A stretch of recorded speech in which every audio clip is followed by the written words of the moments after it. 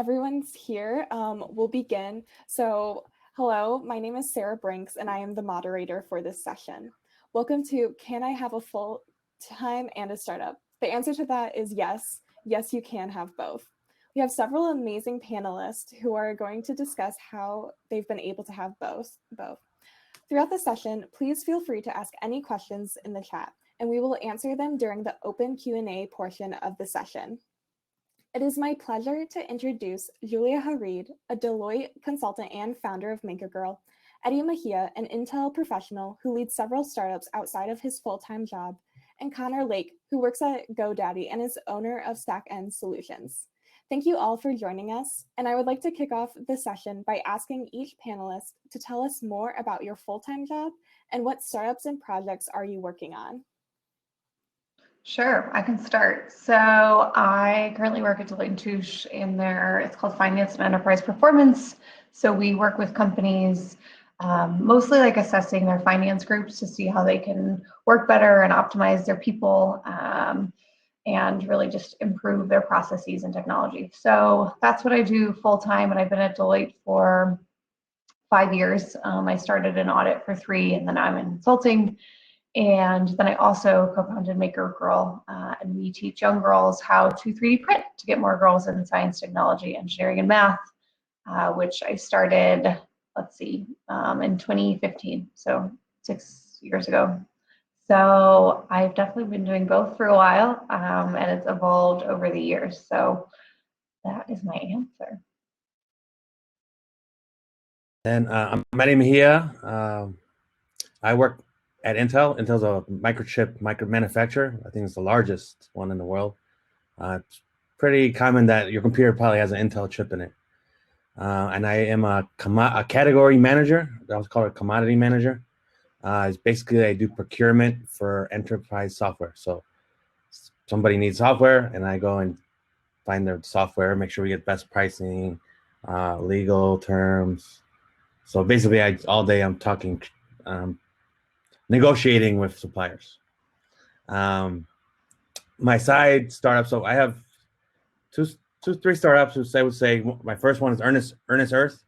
We basically manufacture soil amendments. It's like compost, vermicompost. So we actually partner with the University of Illinois dairy farm, and we convert their cattle manure into soil products.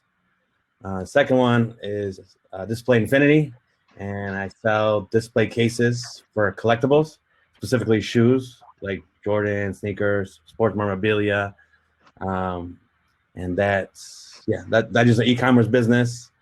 And then the third one, I consult for my dad and brother's commercial cleaning company in Tampa, Florida. So they just do commercial cleaning. Wow. The quick sweet and rundown for all three of them. So there you go. Cool. So my day job, I work at GoDaddy. I'm on what's called the threat research team. It's basically just writing software and security. I write a ton of Go code, a language called Golang Go. And my companies that I do on the side, StackN Solutions was one that I did for a long time. That was my main gig. I don't run that actively anymore. I have a business partner running that. And then I started a new one, outdoor and large Wi-Fi deployments for farms and large venues. And I also have another small one I'm doing, which is data feeds and integrations. Thank you all for sharing. It sounds like you have very busy lives, but very rewarding at the same time. So I actually know all of you from University of Illinois, and you all started companies in higher ed. Could you tell you balancing being a student and an entrepreneur? I think Connor and Eddy are the most recent out of university, if you two want to start. Eddy, go ahead. Yeah, so funny thing is I was like an engineer. So I was in the military for 6 years. I did IT, and then I went straight into my undergrad for computer engineering at the University of Illinois at Chicago. And so I saw a flyer like on a table. It's like, come join the startup pitch competition. And I was like, the first time I'm like, hey, this is interesting. I want to do, this is cool, business maybe, So I went to go pitch, and that was my first the shoebox business, the Display Infinity. And so it kind of allowed me to push me out of the engineering technical field into the business. And from there is where I moved into my MBA, the Master's of Business Administration, at the University of Illinois, Urbana-Champaign. And I guess balancing, it was difficult. Like my undergrad, I would put more time on the startup, like doing research at the customer, like a lot of customer discovery, a lot of things to build that business. It was kind of like, and then I would cram exams. I don't know if engineer, like just cramming exams for the 2 days before it.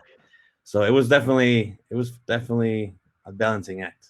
And then my MBA was kind of different because I would be running the business and I would be learning about business at the same time. So it kind of like, while I was in classes, I'd be asking professors questions of like, let's say, for example, and it'd be about my business. And so the whole class so I got like a whole group of consultants for my startups, if you would say so.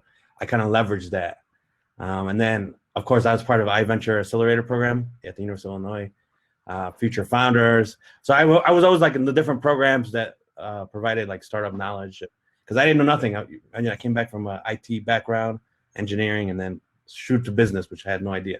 So I guess all those programs that I did also helped me like figure out what I need to do next or find what's the best thing to do for my business. So it's been, so I guess I would say I'm blessed. All right. So I actually started my first company when I was at an internship. So it was 9 a.m. to 5 p.m., then go home and do work to 10 p.m. I didn't have roommates, so it was very little distractions. And I did enjoy doing both. But hey, like you can't work like that forever, right? It worked for the time being. It was a similar situation when school started, except some weeks are busier than others. Like Eddie says, you have exams coming up. Sometimes it sucked, and sometimes it was awesome. So like, I will say I learned way more at doing my company, like way more practical skills, like real life business skills, because real money is on the line, right? And things change when real money is on the line, than I did in school. But, something that I'll say over and over again, I think as we talk about this stuff, is it's important to be self-aware about your own situation, because although I can tell you everything that I did, it's really a matter of being aware enough about yourself to see if it's something you can do, something you want to do, etc. So I'll leave it at that. Awesome. So yeah, I started Maker Girl during my senior year, and it was in one of the precursors to iVenture. So it was a class with Noah Isserman and Ryan Sang, and it was BADM 395. So we had to like come up with an idea, and my co-founder Lizzie Angley actually came up with the idea. So we also had a similar support system as Eddy through University of Illinois, and we were in the two precursor classes there, and then we did iVenture for the first summer, and then we've kind of been around iVenture for since then, really. So it was definitely a different experience than I would say like the traditional University of Illinois students. I wasn't in a business frat, I wasn't a sorority, but most of my master's year, like we spent running a $30,000 Kickstarter, which I'd never done before. I had no fundraising experience or really no startup experience. So that's really what I did during my master's year, is fund and continue Maker Girl as a student. So that's kind of how we started at just those early stages. So both Julia and Eddy, you mentioned like support. I'm curious how you found support now that you're not in university, because it sounds like university gave you quite a bit. Yeah. So maybe I should go. So when I first started, I had like the UIC, like the business team there, and then so I had mentors that I still talk to mentors that from my university. That was like 5-6 years ago. So she's right now the person, my mentor that I learned when I first started. She's at the University of Chicago, so she's like, and she's very experienced. So like I have that, and then Bunker Labs was another thing. So this is all stuff I applied for it and got accepted to it. I mean, there's so much resources when you're a student that it's unbelievable. Money. I mean, I won $35,000 in pitch competitions. for not to underplay it, but for a shoebox. Basically it's a nice shoebox. But so 35,000. Then for Bunker Labs, it's a veteran incubator program. So I did that. Then I did Future Founders, a collegiate incubator program, and then iVenture Accelerator. So all three of those, and then I still talk to everybody at those three different places. So if I ever need help, I just call, and then yeah.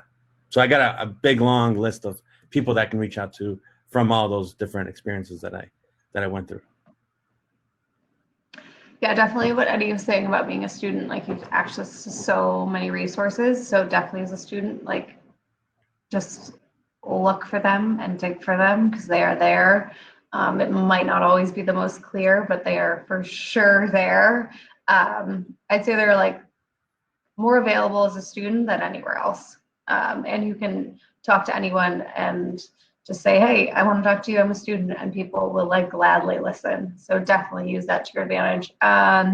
So our resources have definitely evolved. And on our board of advisors, we have 12 individuals and only one is, well, actually two are from the University of Illinois. We have one who's Noah, who's continued to support us. And then also we've tried to have someone from more like an educational and like engineering background, because that's very different than what Noah has. So they've stayed with us, but everyone else have been people that we've connected with. So I don't even know how I connected to one of our first board members, from Prima Donna, but she was a student at Booth and she graduated and is doing something similar. So somehow I found her and she's been on our board ever since. She's really awesome. And we've actually had Maker Girls go on to work for her full time, which really helps. So after college, we really found our own resources, and it's really, again, just through conversation and being interested in others. And then they're also innately interested in our mission and our vision. So it is great to be a student, and it definitely does not stop at being a student for resources either. And people love to assist. And I've had people from my high school in Chicago now reach out to me just because they like know I'm like in startups, sort of. So and then I can be of value to them. So it definitely evolves, but it did start at university.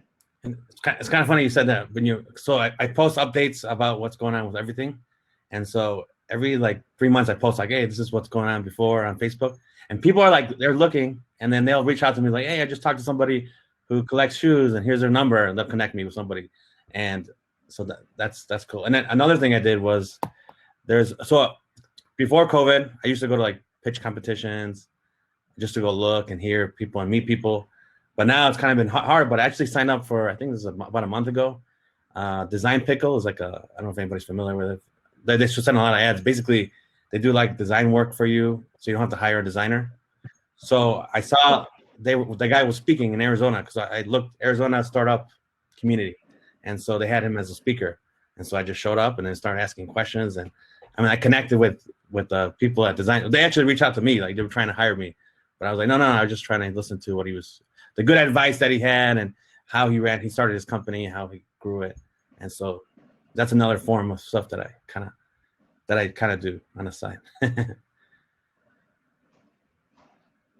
you have any advice in getting resources outside of university? I think, as I've said it before, I'll say it again. I think, and knowing that there are going to be things you don't know that you don't know. And so just being humbled to ask questions of your peers and your colleagues on like, what would you do? Or maybe what have you done? And also you'll be surprised on colleagues and what they do outside of work. So asking about that can be an interesting perspective gain. So I think that's all I had to say about that. That's great. Leveraging networks is really important. So my next question to you all is, what was your decision process as you accepted your full-time? I can start with that. So I always wanted to go into public accounting. I think the business school, particularly when you're accounting, they really promote Big Four, and that's what I did.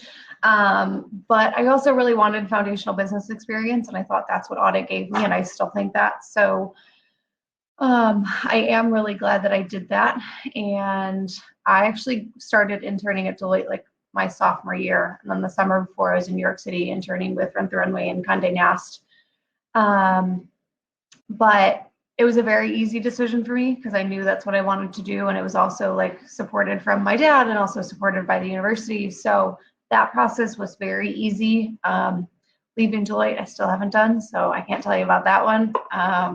But that was my kind of simple, straightforward process. I definitely went a more traditional route. And I've had less traditional things around that. But at the core, it's been more traditional, I would say. Ever consider stopping Maker Girl because of your full-time, or what was like the decision process with Maker Girl and the full-time?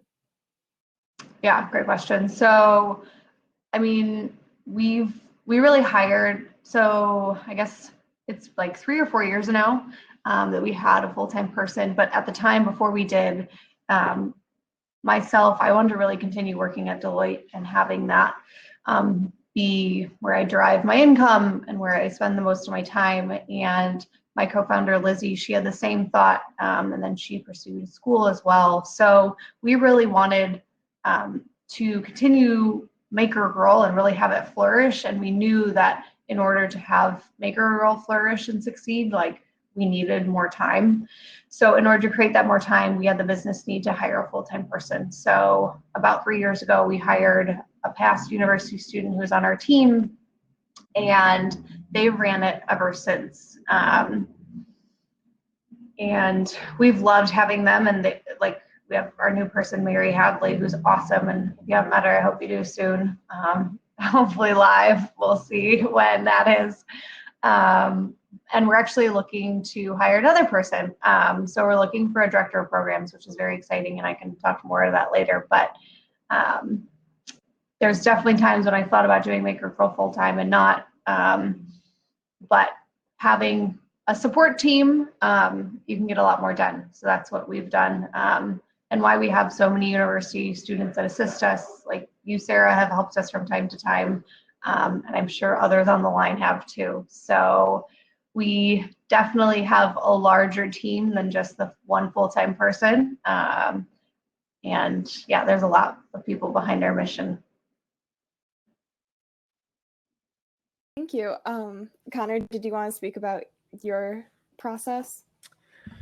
Sure. All right. So I can see there's about 38 people or so watching this right now. And I imagine every single one of you has a different, unique situation. All right. So what I'll say is it's hard to give generic advice, right? I can tell you what I did, and it was considering my unique situation, and it boiled down to I wanted to and I could. And that's a could. Both my full-time job gave me enough time to do it on the side, and the part-time job didn't consume enough time that it would affect my full-time job. So for you sitting in this chair, I would encourage you to be self-aware. I've said it before. Be realistic and realize some jobs you can do both, but some you probably can't. And so I commend Julia for being in consulting and being able to do something on the side. That is, she's got to have it rough. But for me, I'll tell you, I am not probably as busy as you think I am. It's, some of it is just this necessity to delegate, this necessity to be really critical about how you spend your time. But it's just about being self-aware and realizing, hey, like, what are your career goals? Do you want to double down on your full-time job and climb that ladder? Do you want to double down on your startup and take that massive risk, right? So a lot of this comes down to you. It comes down to your personal situation, but perhaps some of what I said could be useful.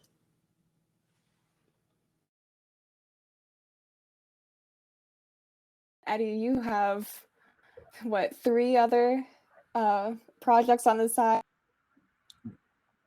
Yeah, for sure. So again, I wasn't well. Connor definitely has good points right there. So it's everybody. It's all to your what is it? Your journey. So I was in the military, so that work sucked. that was shitty. So I went to Afghanistan. I went to Iraq. So that's a little bit perspective of what jobs I had. Then I also interned for Northrop Grumman, Caterpillar, Exelon, big power company, construction company, defense contractor. So I did internships for them, all three of them. And then I internship for Intel last year. And I mean, they treat us good. everybody Intel's, I'm plugging Intel because it definitely provides the opportunity for, you know what I mean? Not only do they, I love my job, whatever the recruiter really chose a job that was kind of from IT to business. So first, I love the job I do at Intel. So definitely, I put my focus at Intel. That's my number one priority for sure. Because I mean, they pay me, and then, I do what I got to do, and I do a little bit more. Then whatever time I have left, I put to Earnest or Display Infinity, which Earnest is my number one right now. Then Display Infinity, then the consulting. So just so you know my list. And yeah, so it's definitely hard. It's a juggle for sure. Time management. A basic day for me was basically wake up at 8, and then I don't go to sleep till like 2 or 3 in the morning. Then do it again Monday to Thursday. Then Friday I have to relax, or I burn out for sure. So Friday and Saturday kind of relax. I mean, nothing too crazy, and then then Sunday just don't touch anything, and then back again on Monday. Yeah. That's a heavy cycle, just like continuous. And it leads kind of into another question that I have is, how do you manage your time, energy, and resources when you have so much on your plate?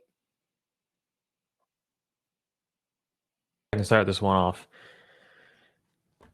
At first, there were long days. Like I said, it was work. There was one point I was living in California, and it was literally I go to work at like 7, and that was to beat traffic because California traffic sucks. And then later in the day, I'd go to the gym right across the street, and then I'd go back into the office when everyone was gone to work on the second job until dark. I did that for a while. I liked it for the time being. And, the other thing is I had a lot of like the things I like to do outside of work filled at the same time. Again, my unique situation is I love to drive. I'm a big fan of driving. When I was living in California in the summer, I had a 1990 Miata convertible. And so every morning I got to drive in the beautiful weather to work, and I got to drive at the beautiful sunset at night. I would take Saturdays off to go driving, and that did it for me. I was happy as can be. That like made me so willing to go into work the next day on Sunday or on Monday and the rest of the week. But, this stuff isn't sustainable, right? So what I ended up doing is it's delegating more. Again, part of what I liked about it and part of what you may not like is it forces you to be extremely picky with your time. And this is stuff you'll learn the hard way, and it's stuff that you'll get better at, which is really valuable, right? Like time management is huge, obviously.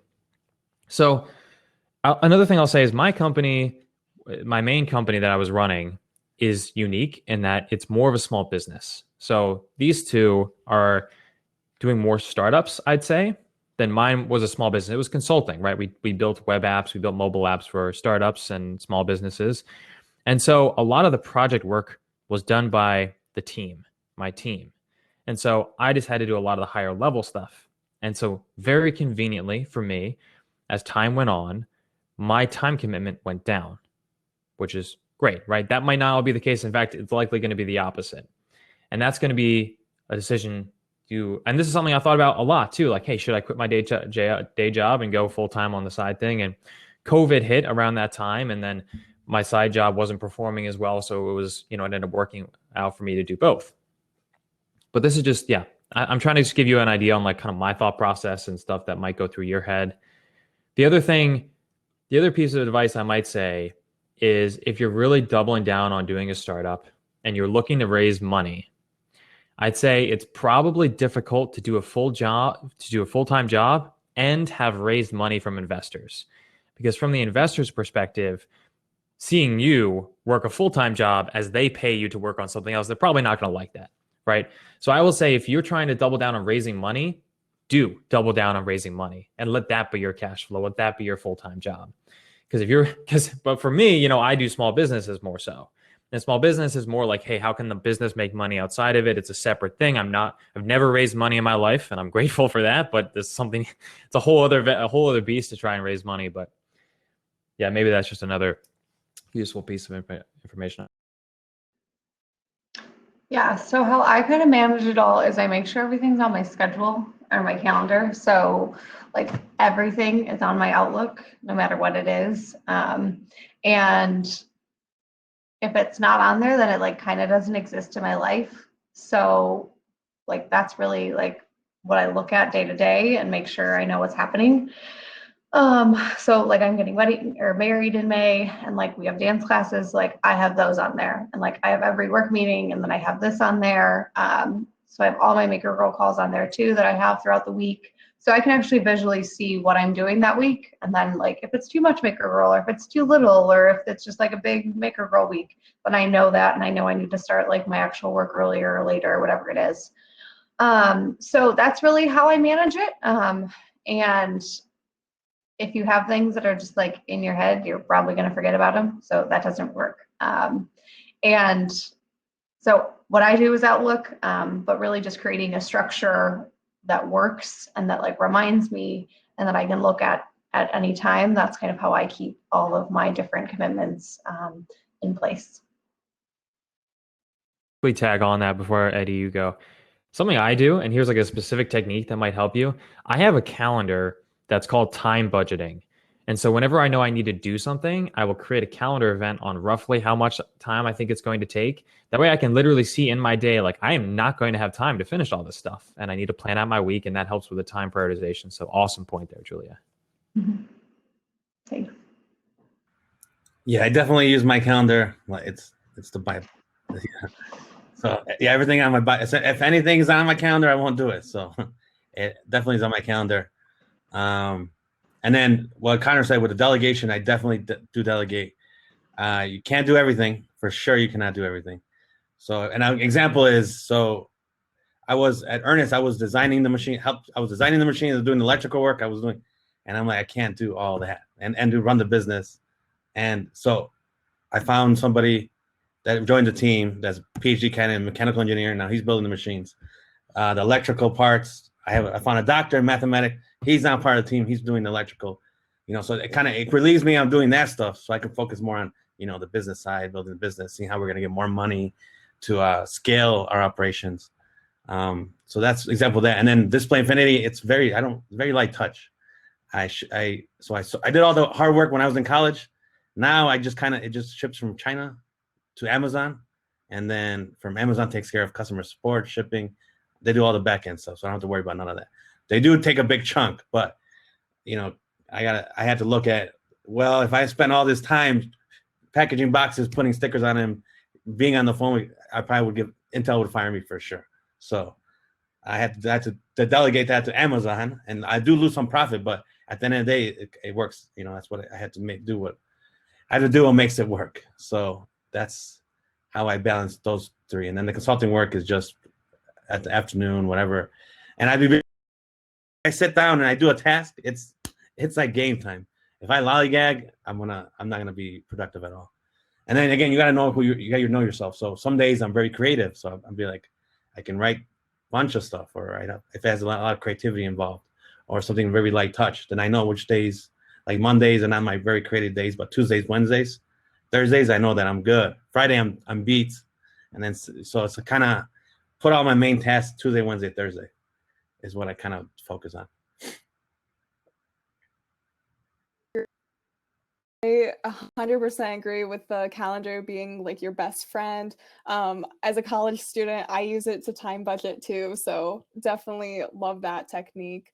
I think Connor and Eddie, you've mentioned this of just like delegating, and Connor, you've recently passed on like Stack N to a business partner. Can you all talk about a bit how your team supports you, and how do you communicate with your team to make sure that everything is being done and just managing? I think I'll start this off because you mentioned me specifically. So yeah, I hand it off to my business partner. He's now running the company. that is not a light thing, right? Especially when you grow a business and then you're handing it off to somebody else. Like, what does it look like, right? So part of this is myself and my business partner. His name's Ben. Ben and I are very honest and we trust each other a lot. Trust is so high up for me on like required qualities on people I work with. So I trust him. And so I trusted him to tell me the things he needed to be able to successfully run the business. And we met for hours and hours and hours going over our new operating agreement. And that new operating agreement broke down how much he was going to get paid. It broke down what I was getting. It broke down how the business was going to operate, how we voted, everything, right? And it was serious. It was like, this is the future of the company.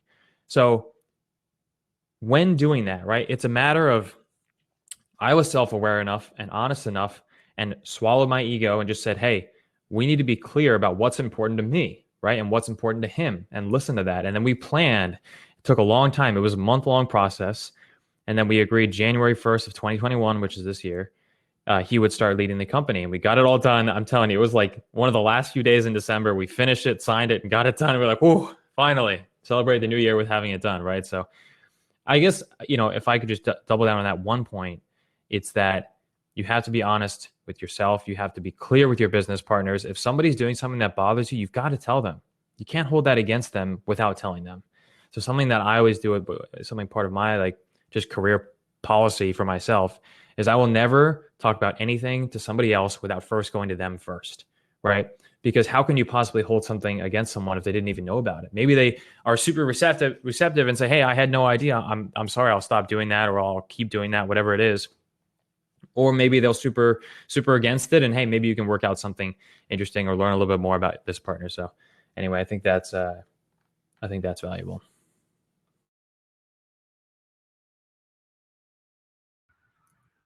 And then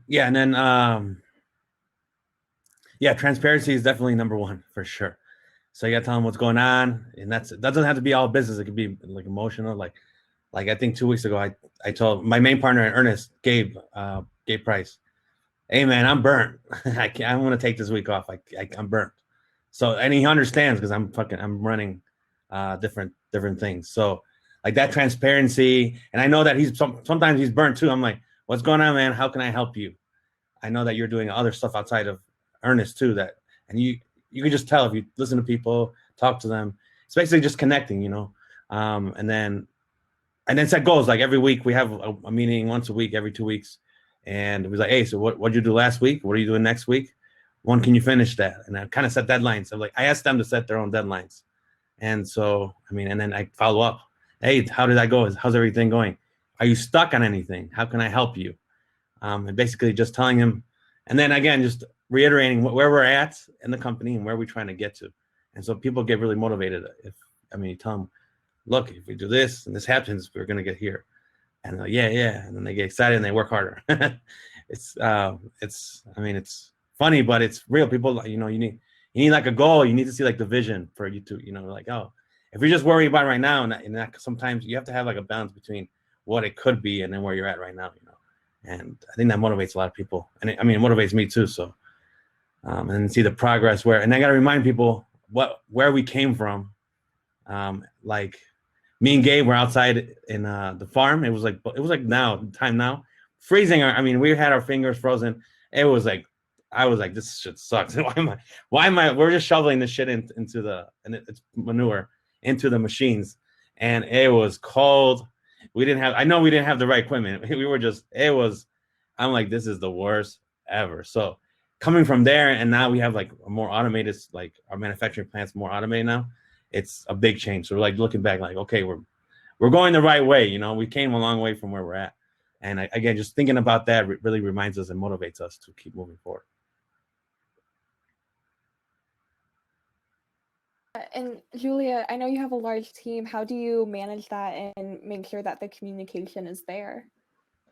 Definitely. So it's definitely evolved over the years, and we've tried some things and they haven't worked, and we've tried other things and they have, and then it changes like every time. Like we have a new full-time person, just depending on what they want. But we definitely I would say number one, we try to listen to like the people that we're talking to and recreate them. So kind of what Eddy was saying, like if they're having a bad day, like kind of be there in their bad day and just like understand it and like understand what I can do as a leader to help them like either focus on their issue or like get whatever they need done so that they can go handle their life. So I would say listening and recreating is something that we really strive to do. And then I think too, like what Connor said about trusting, like I wouldn't have even thought to say trusting your people because like for me, it's like a given, like it's not even going to work without that, especially in COVID, like working remotely, like if there wasn't trust, like I don't know what we would do. So I definitely like have full trust in who we have running. And we really keep them at their word and like have them set their own deadlines, kind of like what Eddy said, and really like make sure they know just the timeline and expectations. So it's really clear and upfront. So there is limited confusion later on.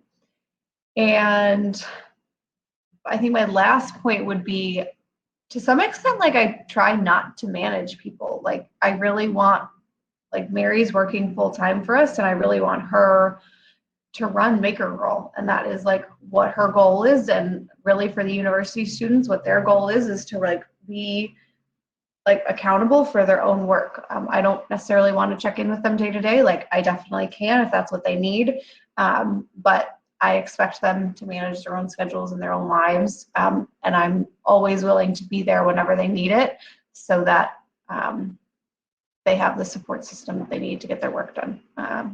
So yeah, I would say trusting your people is super key. Structure, clear expectations are all really, really valuable things. And definitely like management styles and communication and ways of communicating are always going to evolve. Thank you for sharing. I do have a question from the audience, and the first one is, do you have any challenges with conflicts of interest with your full-time employers? And to even go further with that, how do you discuss your startups or other projects within the workplace? So I can take that beginning part. So I would say like being in audit assurance is probably like the number one biggest conflict of interest. Maybe I'm wrong, but I feel like we can't do like anything else. So I'm definitely very clear and upfront with my employer. They know exactly what I'm doing, and they know like I also have a board of advisor who's from Deloitte, so she kind of like is my monitor to like make sure, honestly, like, and just to keep my like self in check too. So my employer definitely has never said like I can't do it though, like it's my own time, and like if they did say that, that's just like weird. But so I guess being very upfront, and then with like clients, even in consulting, I'm very upfront with like my team about who they can't talk to for funding, and that's pretty much the main conflict of interest that we have as a not-for-profit is like fundraising. So I made sure that my team like didn't contact my audit clients for money, even though like they're huge funders of STEM. So it's definitely a concern, and it should be for all companies really. But I'm just like very upfront about it. And I mean, I've taken ethics classes and I've studied accounting, so I like know what should and shouldn't happen. It's very clear, and also just like on a gut check, like most people know what like you should and shouldn't do. So that's really what I follow. So I'll give you the unique case with GoDaddy. In GoDaddy, they sell domains and sell websites to their customers. And a lot of people at GoDaddy do web design outside of work, which seems like a clear conflict of interest, right? Same type of work. But you can still do it as long as you are not getting your customers through GoDaddy. So like there was actually a course we took joining GoDaddy when they walked you through it, because so many people at GoDaddy do this web design stuff on the side. And so I think you can, some of it's common sense. Like I'll give you some tips, but like a lot of it's just like be reasonable, be straightforward with your employer, like Julia said. But for the most part, you can talk about your side gig, whatever, with coworkers. I would just, any type of customer interaction you have at your day job, especially with clients, don't talk about your side gig. Any way you talk about it could be construed as like promoting it or anything. So your employer, I would imagine, is not going to like that. So keep it with yourself. I would recommend relatively keeping it separate. Don't try to sell to people through your company or even at your company unless it's like maybe extrinsic situations. But yeah. Also, how I talk about it, I will say on almost every job interview I've ever done, almost every question I've answered with experience from running StackEnd. Just because, like I said, I've learned so much more practical skills, hiring people, firing people, managing money. Like I said, let me tell you, when real money is on the line, things change. If you're in school and you mess up a project, you might suffer your grade, whatever. When real money is on the line, people get frustrated and you have to perform. So, especially for me in consulting, like my side business is consulting, there's no like your clients are not going to be very forgiving if you're learning something, right? Because they're spending very real money and have very real expectations. So having that reality sit in and being serious about what needs to get done in a business has taught me a lot. And it's made me learn a lot of things the hard way and how to learn to do a lot of things the right way. So it has taught me an absolute ton. So I'll just say that. Yeah. So yeah, before I joined Intel, they do a thorough check. Well, they have a lot of forms. So one of the main things is checking for that if you have any patents or if anything like that. So I'm not doing anything in the microprocessor space. So I'm good. And I'm also not building any software and selling software since I'm procuring software for Intel. If I was building software and I kind of plugged myself in, that'd be bad. Big red flag. So I don't do none of that. So, and then at work, I don't really talk at Intel. I don't want to talk about anything on my startups. My manager sometimes asks me, but it just to conversate. But I don't go to Intel and say, hey, this is what I do. I mean, if they find it through LinkedIn, that's I mean, they're looking for it, but I don't go and sell it at work. And I'm very careful because again, there's a lot of ethics courses and stuff that just making sure that I'm not mixing both of them. Interesting thing is though that my experience from my startups, actually Intel is opening up an incubator program to the public, I think next year or a couple months. I'm part of that team. Like it's like call it a dot assignment. Basically, so you can work at your main job and then you can go and do some side project. Like say 20% of your day is devoted to the other project or group. So I'm kind of helping them, consulting with them because we're building startups inside Intel. So just kind of providing them, hey, this is what I've done in my experience. This might work. This might not work. I mean, I've been to the 4 different incubator programs, so I've kind of provided that information, what worked for me, what didn't work, and what I saw was successful. But yeah, just very, very careful not to cross the lines. I'm not trying to get fired from my main job. You know, it's good money. I think, Eddy, you bring up a good point of how Intel asked you for advice. Julia and Connor, has any of your full-time positions like asked to like integrate your own company within the firm or even ask for advice? Yeah, so we have a day of service called Impact Day. So every year you can have like a site and you volunteer at that site. So Maker Girl has definitely had those days. And then Deloitte has also provided some like pro bono consulting.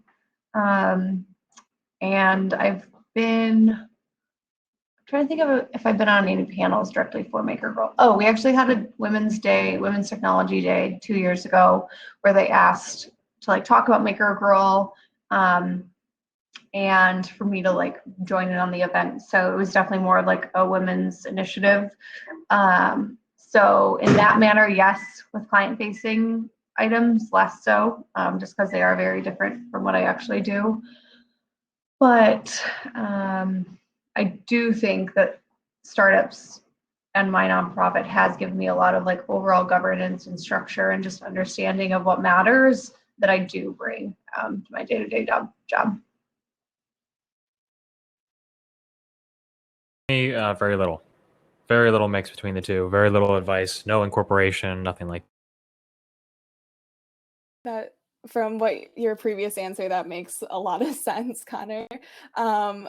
So before I ask one of my last questions, if the audience has any questions, please put them in the chat under like the sessions tab, and we'll get to them soon. So one of my last questions is, what advice can you give entrepreneurs that are deciding between pursuing a full-time job and a startup?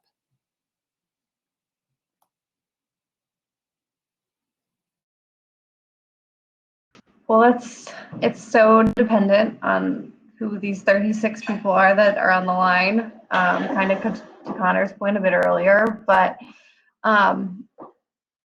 number one, you have to take care of your like 3 basic needs, and then after that, I think you can do what you want. So I definitely think you can do both. Like that's what this panel is all about. And I would definitely advocate for people starting their own businesses and companies. You'll learn so much. It'll be really fulfilling. And you'll be creating value for yourself and not for other people, or not necessarily just for other people. So I would definitely recommend people start what they want. Yeah, I think Julia put it well. Look, it's hard to give generic advice, but you're looking for something. So my advice mostly revolves around focusing on your situation, being self-aware, recognize what you're good at, maybe what you're not so good at, what you want to do, what you don't want to do, and be realistic too. Like I have made many mistakes being overly ambitious. So it's easy, it's easy to say be realistic, but some of the stuff is just stuff you're going to learn. And so I'm not expecting you to hear me say the words be realistic and then you go home and suddenly you're more realistic, right? It's maybe just something to keep in the back of your head as you go through starting a company that you'll then realize, and as long as you're aware of it, it'll make more sense. The other thing I'll say, perhaps as a more concrete piece of advice, is I think small businesses are easier to do part-time than startups, especially when you're raising money, just because, like I said before, investors are going to want to see you working full-time on what they're putting their money towards, especially if it's significant amounts of money. So there's something to be said about that. I don't think it's impossible to do both, but if you're raising money, that's going to make it harder. Yeah, and I'll echo what Julia said. Get started. I mean, I think everything's worth trying. Oh, sorry, I don't want to say that. Not everything is worth trying. I think that it's worth trying if it's interesting to you, and you can, and you want to. So give it a try. Yeah, definitely do something that you want to do, because I'm not gonna say that everything's been green in my startups. Like I said, it was days that, damn, this sucks. But I'm like, all right, it's just focus on like the end goal, and if you think about it, I have roommates, so I work in the morning and then they're off, and then I'm still working. Like I'm working, so I think a thing is surround yourself around people that are in the same headspace. So like seeing my roommates relaxing, watching Netflix or just chilling, it's kind of not motivating on the end, because they're like, damn, they're over there chilling. I'm over here like working all the time. So again, surround yourself with people that have the same goals, same ambitions. That's a very key. So if you surround yourself around people that have the same drive, then you kind of like, hey, look, you kind of keep each other in check, kind of. And yeah, some days it's not good. Some days it's gonna suck. Some days it's gonna be good. Some days are gonna be awesome. Some days, again, but if the high days are higher than more days than the sucky days, then you're in the right space a little bit, I would say. Yeah. So I'd say definitely you have to give off some Netflix. You have to give some of your going outs. At the end of the day, you have to see what's gonna. It's like you're kind of gambling, educated, structured gambling. You're putting your money where it matters. Your time, and your money is your time. You're putting your time where it matters, and it will pay off. Maybe it may not pay off, but at the end of the day, you have a journey, you have a story that you're building at the end of the day. So like all these startups, all the stuff that we're doing, Connor and Julia, I mean, they have stories for days. I bet you we can sit there and talk all day about stuff that sucked, the experience that they learned not to do, stuff to do, not stuff to do. And it's just interesting. And then you build those skill sets, and then, and I think another thing that helps is, so when you work at one of these big companies like GoDaddy, Deloitte, Intel, when you're doing your side business, like, hey, yeah, people give you more respect. They're like, you worked at one of these big companies, so they kind of look at you different. You got, are they clout, sort of, because you're working for these big companies, so they kind of give you more respect outside of your full-time job. So I'm like, yeah, I've worked for 4 Fortune 500 companies. Oh, okay. So now I'm listening. What's up? How can I help you, Eddie? Or what, or if Julia, like, yeah, I worked at Deloitte. Oh shit, GoDaddy. Oh shit, Connor. So you take it more serious. So it's kind of, and while working at the full-time job, you're kind of also learning how they run a big corporation, So you can pull some of that. I mean, not all of that's going to work for your startup or your business, but you can see what works, what doesn't work, what the big differences are, just again, the experience. You're more fit for it of the ride, I think, is the value that I get out of it. That's fantastic. And something you said earlier was just like being around the same ambitious people. That even on campus, I feel that way. And they also kind of serve as your support network through difficult times. So thank you for sharing, everyone. So there are some questions in the chat. However, we don't have enough time. If the panelists want to give their contact information for people to reach out, you can in the chat. And then I also want to share one more opportunity. So something is, I'll be back 5 seconds. Just us. Also, I hope I put my email in the right chat, but that's my email. I think you did. Cool.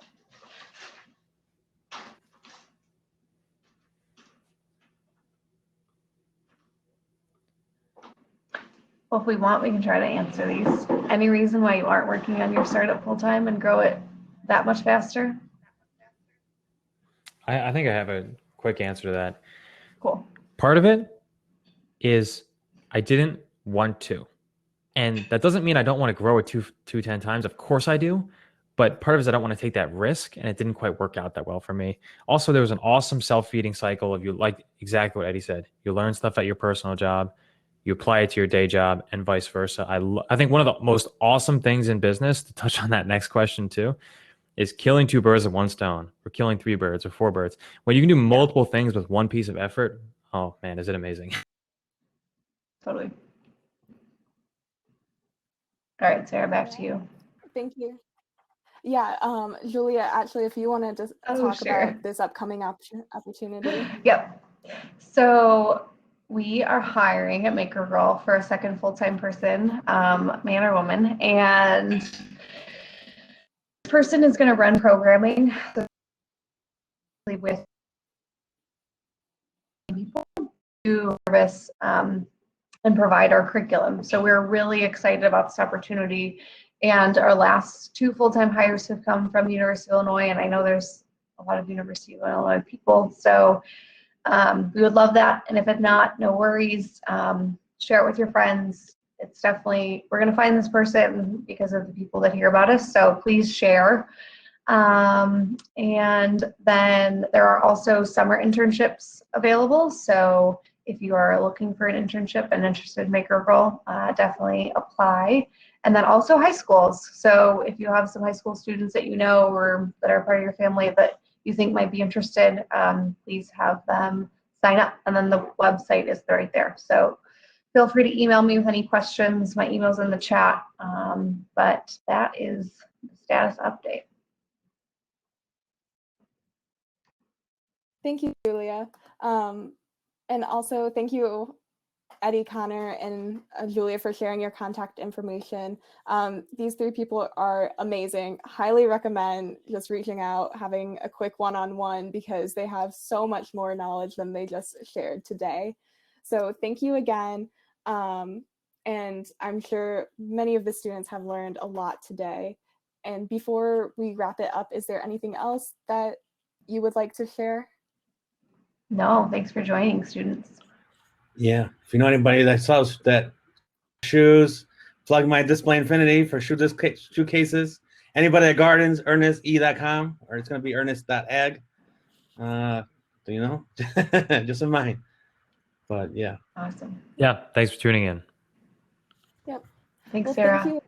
Yeah, thank you again. The next event will be at 12:30 p.m., so in about 30 minutes, and that will be our kickoff event and fireside chat with Chris Gladwin, CEO of Ocean, on the main stage. Thank you again. Bye.